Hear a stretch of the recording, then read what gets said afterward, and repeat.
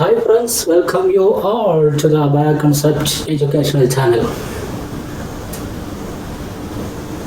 ബയോകൺസെപ്റ്റിൻ്റെ ഇന്നത്തെ എപ്പിസോഡിലേക്ക് എല്ലാവർക്കും ഹൃദ്യമായ സ്വാഗതം. കഴിഞ്ഞ ക്ലാസ്സിൽ നമ്മൾ ഡിസ്കസ് ചെയ്തിരുന്നത് ട്രാൻസ്ലേഷൻ ഇൻ പ്രൊകാരിയോട്സ് എന്ന മോളിക്കുലാർ ബയോളജിയിലെ ഒരു ടോപ്പിക്കായിരുന്നു. ഈ ചാനൽ നമ്മൾ പ്രധാനമായും ഉദ്ദേശിച്ചിരുന്നത് PG വിദ്യാർത്ഥികളെയായിരുന്നു. ബയോസയൻസ് പഠിക്കുന്ന PG വിദ്യാർത്ഥികൾക്ക് ഉപകാരപ്പെടുന്ന രീതിയിലാണ് ക്ലാസ്സുകൾ ആദ്യം പ്ലാൻ ചെയ്തിരുന്നത്. എന്നാൽ ഇപ്പോൾ ഉദ്ദേശിക്കുന്നത് +2 മുതൽ PG വരെയുള്ള ബയോളജി പഠിക്കുന്ന എല്ലാവർക്കും ഉപകാരപ്പെടുന്ന രീതിയിൽ ക്ലാസ്സുകൾ ഡിസൈൻ ചെയ്യാൻ വേണ്ടിയാണ്. അതുകൊണ്ട് തന്നെ ബയോളജിയിലെ ഒരു കൺസെപ്റ്റ് PG വരെ ഡെപ്തിലും എന്നാൽ +2 വിദ്യാർത്ഥികൾക്ക് വരെ മനസ്സിലാകുന്ന വിധത്തിൽ വളരെ സിംപ്ലിഫൈ ചെയ്തുകൊണ്ട് അവതരിപ്പിക്കാനാണ് ഉദ്ദേശിക്കുന്നത്. അതുകൊണ്ട് തന്നെ ഈ ക്ലാസ്സുകൾ കോമ്പറ്റേറ്റീവ് എക്സാംസിന് പ്രിപ്പയർ ചെയ്യുന്ന എല്ലാവർക്കും വളരെയധികം ഉപകാരപ്പെടും. ക്ലാസ്സുകൾ മുടങ്ങാതെ ശ്രദ്ധിക്കുക. ചാനൽ സബ്സ്ക്രൈബ് ചെയ്തിട്ടില്ലെങ്കിൽ സബ്സ്ക്രൈബ് ചെയ്യുക. നിങ്ങളുടെ കൂട്ടുകാരിലേക്ക് ഇതിൻ്റെ ലിങ്ക് ഷെയർ ചെയ്യുക. നിങ്ങളുടെ അഭിപ്രായങ്ങളും നിർദ്ദേശങ്ങളും കമൻറ്റ് ബോക്സിൽ രേഖപ്പെടുത്തുക. സംശയങ്ങൾ ചോദിക്കുക. ബയോളജി വളരെ ഡെപ്തിലും എന്നാൽ വളരെ സിമ്പിളായി പഠിക്കാൻ വേണ്ടി ബയോകൺസെപ്റ്റ് ചാനലിലെ ക്ലാസ്സുകൾ ശ്രദ്ധിക്കുക. Then over to today's episode. കഴിഞ്ഞ ക്ലാസ്സിൽ നമ്മൾ ട്രാൻസ്ലേഷൻ ഇൻ പ്രൊകാരിയോട്സ് എന്ന സബ്ജക്റ്റായിരുന്നു സംസാരിച്ചുകൊണ്ടിരുന്നത്. അതിൻ്റെ ബാക്കി ഭാഗം നമുക്ക് ഇപ്പോൾ കേൾക്കാം. In the last class we have been discussing about the translation in prokaryotes. We already discussed that there are mainly 4 components for the translation in prokaryotes. One is the tRNA, then amino acid tRNA synthesis, and ribosomes, then translational factors. Of these we already discussed about the tRNA and amino acid tRNA synthesis enzyme.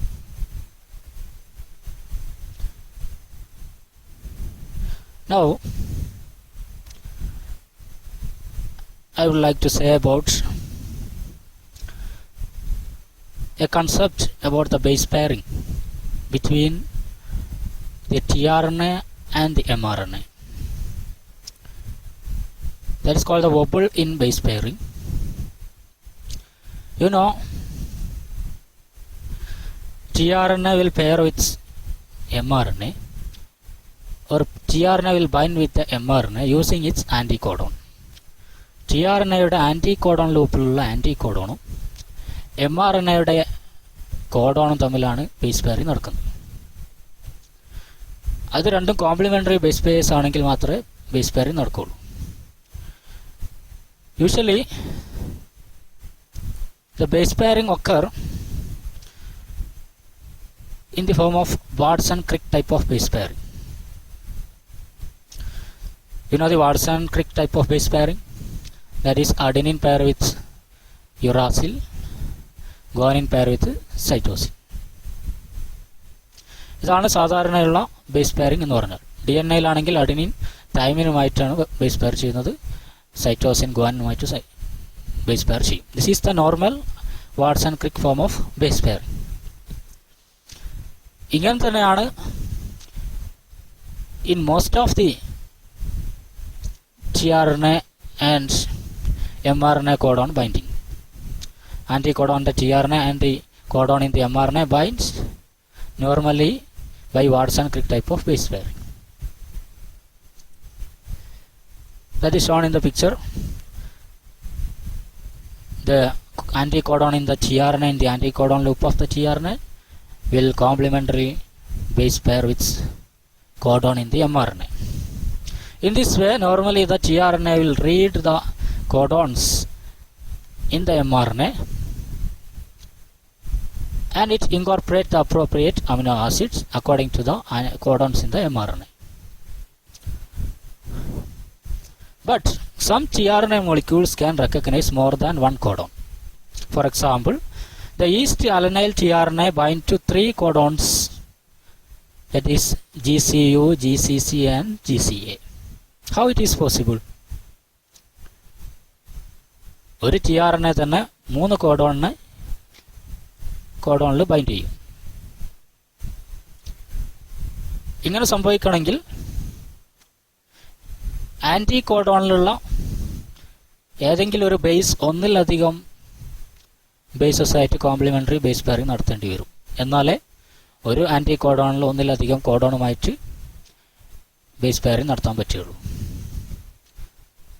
So this change in base pairing rule, that is the normal rule is Watson-Crick base pairing mechanism. അതിൽ നിന്ന് ചെറിയൊരു വ്യത്യാസം വരുന്നതാണ് വൊബിൾ in base pairing എന്നുകൊണ്ട് ഉദ്ദേശിക്കുന്നത്. വൊബിൾ എന്ന് പറഞ്ഞാൽ change, A deviation എന്നൊക്കെയാണ് അർത്ഥം. അപ്പോൾ സാധാരണയുള്ള ബേസ് പെയറിംഗ് റൂളിൽ നിന്ന് വ്യത്യസ്തമായിട്ടുള്ള ഒരു ബേസ് പെയറിംഗ് റൂളാണ് anticodon in TRNA and codon in the mRNA തമ്മിലുള്ള ബേസ് പെയറിംഗ് എന്ന് പറയുന്നത്. That is represented by wobble in base pairing. This wobble in base pairing concept has two facts. It includes two concepts. One is the first two bases of a codon pair in the standard way. അതായത് കോഡോണിലുള്ള ആദ്യത്തെ 2 bases, ഒരു codon എന്ന് പറയുമ്പോൾ അതിൽ 3 bases ആണുള്ളത്. അതിലുള്ള ആദ്യത്തെ 2 എണ്ണവും അതിൻ്റെ ആൻറ്റി കോഡോണിലുള്ള കോംപ്ലിമെൻ്ററി ബേസ് ആയിട്ട് പെയർ ചെയ്യുന്നത് നോർമൽ വെയിലാണ്. അതായത് വാട്സൺ-ക്രിക്ക് ബേസ് പെയർ റൂൾ അനുസരിച്ച് തന്നെയാണ് ആദ്യത്തെ 2 ബേസസും ആൻറ്റി കോഡോണിലുള്ള ആദ്യത്തെ 2 ബേസസും കോഡോണുമായിട്ടും പെയർ ചെയ്യുന്നത്. എന്നാൽ ഇതിൻ്റെ സെക്കൻഡ് റൂൾ എന്ന് പറയുന്നത് the first base of the anticodon determine whether a particular TRNA molecule read 1, 2 or 3 kinds of codons. That is C or A. If the first base in the TRNA anticodon is C or A, then it can read only 1 codon in the mRNA. If it is U or G, it can complementary base pair with 2 codons in the mRNA. Or if it is I or inosine, it can read 3 codons in the mRNA. Inosine എന്ന് പറഞ്ഞാൽ ഒരു unusual base ആണ് present in the TRNA. TRNAയുടെ പ്രത്യേകത നമ്മൾ നേരത്തെ പറഞ്ഞാണ്, അതിൽ പല അൺയൂഷ്വൽ ബേസസ് ഉണ്ട്. അങ്ങനെ ആൻറ്റി കോഡോൺ റീജിയനിൽ വരുന്ന ഒരു അൺയൂഷ്വൽ ബേസ് ആണ് ഇനോസിൻ എന്ന് പറയുന്നത്. This inosine, if it is in the first position of the anticodon, it can complementary base pair with 3 bases in the mRNA codon.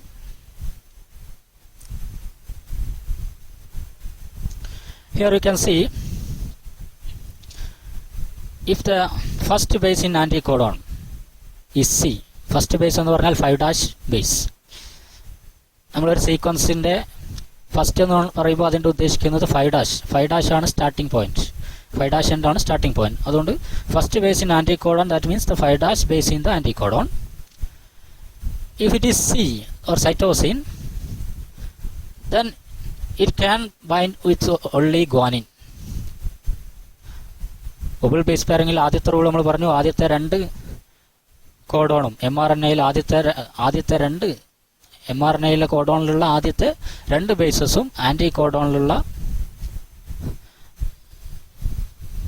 ആൻറ്റികോഡോണിലുള്ള ബേസസുമായിട്ട് കോംപ്ലിമെൻ്ററി ബേസ് പെയർ ചെയ്യുന്നത് Watson Crick normal base pairing rule അനുസരിച്ചാണെന്ന് പറഞ്ഞു. അതാണ് ഇവിടെ NN എന്ന് കാണിക്കുന്നത്. അപ്പോൾ ആദ്യത്തെ 2 എണ്ണം നോർമൽ ബേസ് പെയറിംഗ് റൂൾ അനുസരിച്ച് പെയർ ചെയ്യും. എന്നാൽ കോഡോണിലുള്ള അവസാനത്തേത്, അതായത് ആൻറ്റി കോഡോണിലുള്ള ആദ്യത്തെ ബേസ് ആണ് ബബിൾ ഇൻ ബേസ് പെയറിംഗിൽ ഇമ്പോർട്ടൻ്റ് ആയിട്ടുള്ളത്. So if it is C, the first base in anticodon is C, it can base pair with only G. If it is A, it can base pair only with U in the codon. If it is U, it can base pair with A and or G. If it is G, it can base pair with C or U. If it is I, it can base pair with A or U or C. ഇതാണ് ഇവിടെ കാണിക്കുന്നത്.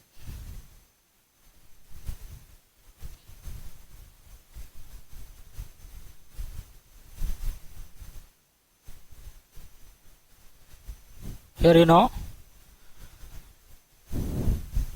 the last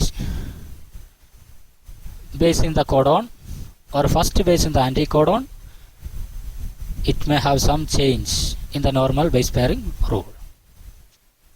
ഇതുകൊണ്ടാണ് ഒന്നിലധികം codons ആയിട്ട് ആൻറ്റികോഡോണിന് ടിആർഎൻഎയിലെ ചില ആൻറ്റികോഡോൺസിന് ഒന്നിലധികം കോഡോണിനെ recognise ചെയ്യാൻ പറ്റുന്നത്. ഇങ്ങനെയുള്ളത് കൊണ്ടാണ് കോഡോൺ ഈസ് ഡീജനറേറ്റ് എന്ന് പറയുന്നത്. You know there is 64 codons but there is only 20 amino acid. That means one amino acid may be coded by more than one codons. So that degeneracy of codon is due to this wobble in base pairing.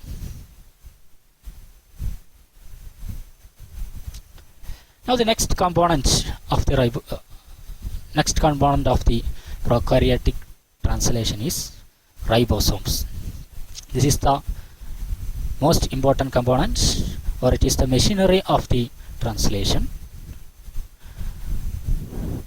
You know, ribosomes are of two types, or majorly there are two types. In prokaryotic ribosome it is called 70S, eukaryotic ribosome it is called 80S ribosome. Here we are talking about the prokaryotic translation, so here the ribosome is 70S ribosome. Ribosome is not a membrane bound organelle. Mitochondria, chloroplast, Golgi body ഇതുപോലെയുള്ള ഒരു membrane bound organelle അല്ല പ്രൊകാരിയോട്ടിക് ribosome എന്ന് പറയുന്നത്. ഈ ചിത്രം കണ്ടാൽ തന്നെ മനസ്സിലാകും. റൈബോസോം എന്ന് പറഞ്ഞാൽ it's A molecular assembly. It is composed of proteins and RNAs. The proteins in the ribosome are said to be R proteins or ribosomal proteins, and the RNA in the ribosome are said to be ribosomal RNA or rRNA. And the ribosome is having two subunits, a larger subunit and smaller subunit. Larger subunit is called 50S subunit. Smaller subunit is called 30S subunit. 50S ഉം 30S ഉം add ചെയ്താൽ നമുക്ക് 80S ആണ് കിട്ടുക. Mathematically it is 80S, but biologically it is 70S. What is the reason? Here S indicate the sedimentation coefficient or sedimentation rate. അതായത് ഒരു molecule ultra centrifugation നടത്തുമ്പോൾ അതിൻ്റെ സെഡിമെൻറ്റ് ചെയ്യുന്ന റേറ്റിനാണ് നമ്മൾ സെഡിമെൻറ്റേഷൻ റേറ്റ് എന്നാണ് ഉദ്ദേശിക്കുന്നത്. അതിൻ്റെ യൂണിറ്റാണ് എസ് അല്ലെങ്കിൽ സ്വെഡ്ബർഗ് യൂണിറ്റ് എന്ന് പറയും. ഇപ്പോൾ ലാർജർ സബ് യൂണിറ്റ് സെപ്പറേറ്റ് ആയിട്ട് സെഡിമെൻറ്റേഷൻ നടത്തി കഴിഞ്ഞാൽ 50S ആയിരിക്കും അതിൻ്റെ sedimentation coefficient. Smaller sub unit separately sedimentation നടത്തി കഴിഞ്ഞാൽ 30S will be it's sedimentation coefficient. എന്നാൽ ഇത് രണ്ടും കമ്പൈൻ ചെയ്ത ഒരു കംപ്ലീറ്റ് റൈബോസോമിൻ്റെ സെഡിമെൻറ്റേഷൻ നടത്തിയാൽ you will get 70S sedimentation coefficient. That is why this sedimentation coefficient is not additive, and the larger subunit contain the 23S and 50S rRNA. I told you ribosome composed of rRNA and R proteins. In the larger subunit, the rRNA present in the larger subunit are 23S and 5S rRNAs, and in smaller subunit the rRNAs are 16S rRNA. Here the rRNA also numbered according to its sedimentation coefficient. That is why it is called 23S, 5S, 16S. Then proteins present in the larger subunit are L1 to L34. There are totally 34 proteins in the larger subunit. They are numbered according to their increasing order of sedimentation coefficient. That is L1 to L34. In which L7 and L12 present in 2 copies, and S1 to S21 proteins are the proteins present in the smaller subunit. They are said to be S because the S indicates small subunit, L indicates larger subunit, and the S20 has the same base sequence as L26. That means S20 protein and L26 proteins are exactly same. Their base sequence is same. Then the ribosome have 3 active sites, an A site, P site, E site. A site indicates amino acyl site which binds, in which the amino acyl tRNA will bind. Amino acyl tRNA, that means tRNA with an amino acid linked to tRNA. That complex is said to be amino acyl tRNA. All the amino acyl tRNA comes to the A site except the first amino acyl tRNA. You know, the first amino acid is methionine, because the first codon or starting codon will be AUG, which code for the methionine. That starting amino acid tRNA will bind with the P site, and all other amino acid tRNA will bind at the A site. Then the P site or peptidyl site, in which the starting amino acid tRNA binds, and the growing polypeptide chain is always located at this P site. That is why it is called peptidyl site. Then E site or exit site, through which an empty tRNA exits. അതായത് P സൈറ്റിലും A സൈറ്റിലും amino acids വന്നു കഴിഞ്ഞാൽ അവ തമ്മിൽ peptide bond form ചെയ്യും. അപ്പോൾ P സൈറ്റിലുള്ള tRNA M T ആകും. ആ M T ആയിട്ടുള്ള tRNA എക്സിറ്റ് ചെയ്യുന്ന സൈറ്റാണ് ഈ സൈറ്റ് എന്ന് പറയുന്നത്. ഇതെല്ലാം ഡീറ്റെയിൽ ആയിട്ട് നമുക്ക് ട്രാൻസ്ലേഷണൽ പ്രോസസ്സുകൾ പഠിക്കുമ്പോൾ മനസ്സിലാവും. Now the last component of translation is translational factors. Translational factors are some protein factors. They belongs to the family G protein family, or P-loop NTPases of G protein family. They have important role in the initiation, elongation, termination of protein synthesis. You know, the translation or protein synthesis occurs mainly through 3 steps: initiation, elongation, and termination. Each event in these steps are regulated by these translational factors. These translational factors will be studied in detail during the process of translation. ഇവിടെ ഞാൻ ഒരു consolidated table ആക്കി കൊടുത്തു എന്ന് മാത്രം. Just ഒന്ന് പറയാം. There are separate translational factors for elongation, initiation, elongation, and termination process. The translational factors regulating the process of initiation are said to be initiation factors, and there are 3 initiation factors: initiation factor 1, 2, and 3. They are denoted as IF1, IF2, and IF3, and each have separate functions. The IF1, initiation factor 1, will bind to 30th subunit of the ribosome. Its function is to prevent premature joining of 30th subunit with 50th subunit. അതായത്, if there is no translation ഒന്നും നടക്കുന്നില്ലെങ്കിൽ ഈ 30th subunitഉം 50th subunitഉം എപ്പോഴും separate ചെയ്തിട്ടാണ് ഉണ്ടാവുക. എന്നാൽ ഒരു mRNA വന്ന് translation നടക്കേണ്ട സന്ദർഭത്തിലാണ് 30th subunit mRNAയിൽ ബൈൻഡ് ചെയ്യുന്നു, അതുപോലെ 50Sഉം അതേ mRNAയിൽ വന്ന് ബൈൻഡ് ചെയ്യും. അപ്പോഴാണ് ഒരു കംപ്ലീറ്റ് റൈബോസോം ഫോം ചെയ്യുന്നത്. അതിനു മുമ്പ് ഇത് സെപ്പറേറ്റ് ആയിട്ട് തന്നെ നിൽക്കണം. അങ്ങനെ സെപ്പറേറ്റ് ആക്കി നിർത്തുന്ന, അതായത് premature joining of 30th subunit 50th subunit prevent ചെയ്യുന്ന ഒരു ഫാക്ടറാണ് ഇനീഷ്യേഷൻ ഫാക്ടർ 1 എന്ന് പറയുന്നത്. ഇതേ റോൾ തന്നെയാണ് IF3 ഉള്ളത്. Initiation factor 3, IF1 and IF3 will help to prevent the premature joining of 30th subunit with 50th subunit. Now IF2, another initiation factor, IF2, which will bind with the F-met tRNA F in the GTP form. അതായത് initiating amino acid ആയിട്ടുള്ള മെത്തിയോണിന് bring ചെയ്യുന്ന tRNA ആണ് tRNA F, അല്ലെങ്കിൽ F-met tRNA എന്ന് പറയും. ഇത് നമ്മൾ detail ആയിട്ട് പഠിക്കും. അപ്പോൾ ഈ F-met tRNA റൈബോസോമിലേക്ക് കൊണ്ടുവരുന്ന ട്രാൻസ്ലേഷണൽ ഫാക്ടറാണ് IF2 എന്ന് പറയുന്നത്. അത് GTPയുടെ ഹെൽപ്പോട് കൂടിയാണ്. ഒരു GTP ഹൈഡ്രോളിസിസ് നടത്തിയിട്ടാണ് ഇനീഷ്യേഷൻ ഫാക്ടർ 2 വർക്ക് ചെയ്യുന്നത്. Thereby the initiator tRNA will bind with the mRNA with the help of IF2. Then elongation factor TU, EFTU എന്ന് പറയും. So will bind with the amino acid tRNA in GTP bond form. അതായത് ബാക്കിയുള്ള amino acyl T R N എല്ലാം initiator amino acyl T R N അല്ലാത്ത remaining amino acyl T R N എല്ലാം റൈബോസോമിലേക്ക് bring ചെയ്യുന്ന കൊണ്ടുവരുന്നത് ഇലോങ്ങേഷൻ ഫാക്ടർ ടി യു ആണ്, EFTU. To have two functions, it will protect the delicate ester linkage in amino acid tRNA for hydrolysis. EFTU will protect the delicate ester linkage in amino acid tRNA from hydrolysis. You know the linkage between amino acid and tRNA, it is an ester linkage. ഈ ester ലിങ്കേജിനെ protect ചെയ്യാനുള്ള function കൂടി EFTനുണ്ട്. And it contribute to the fidelity of translation.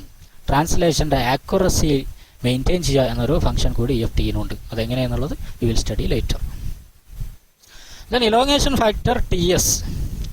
It is another elongation factor which join with the EFTO complex and induce the dissociation of GDP. അത് EFTUയിലുള്ള GTP hydrolyse ചെയ്ത് GDP ആയിട്ട് മാറും. ആ GDPയെ EFTയിൽ നിന്ന് ഡിസോസിയേറ്റ് ചെയ്യുക എന്നതാണ് ഇലോങ്ങേഷൻ ഫാക്ടർ TSന്റെ function. Then elongation factor G or translocase. It will bind with the ribosome in the GTP form, and with the help of that hydrolysis of GTP, it will translocate the ribosome. Ribosome move ചെയ്യുന്നു with the help of this elongation factor G. Translation proceed ചെയ്യുമ്പോൾ ribosome എന്ത് ചെയ്യുന്നു, mRNAയിലൂടെ move ചെയ്യണം, എന്നാലേ അടുത്ത കോഡോൺസിനെ encounter ചെയ്യാൻ പറ്റുള്ളൂ. അതിനു വേണ്ടിയിട്ട് റൈബോസോമിൻ്റെ ഇലോങ്ങേഷൻ, റൈബോസോമിൻ്റെ ട്രാൻസ്ലൊക്കേഷന് ഹെൽപ്പ് ചെയ്യുക എന്നതാണ് ഇലോങ്ങേഷൻ ഫാക്ടർ ജിയുടെ function. Then ribosome release factor R. As the name indicates, it is a release factor. It binds to the ribosome in the GTP form. It will help for the freeing the polypeptide chain and dissociation of tRNA, mRNA and ribosomal subunit for termination of the translation. Translation കഴിഞ്ഞാൽ, after the termination of the translation, this RRF cause the dissociation of tRNA, mRNA and ribosomal subunit. ഇതിനെല്ലാം separate ചെയ്യിക്കുക എന്നതാണ് release ഫാക്ടറിൻ്റെ function. അപ്പോൾ എല്ലാവർക്കും ഇതുവരെ പറഞ്ഞതെല്ലാം മനസ്സിലായി എന്ന് വിചാരിക്കുന്നു. If you have any doubts, please ask me in the comment box, and I will be trying to my level best for the clarification of the doubts. So thank you for listening. We will meet again in the next class. Thank you very much.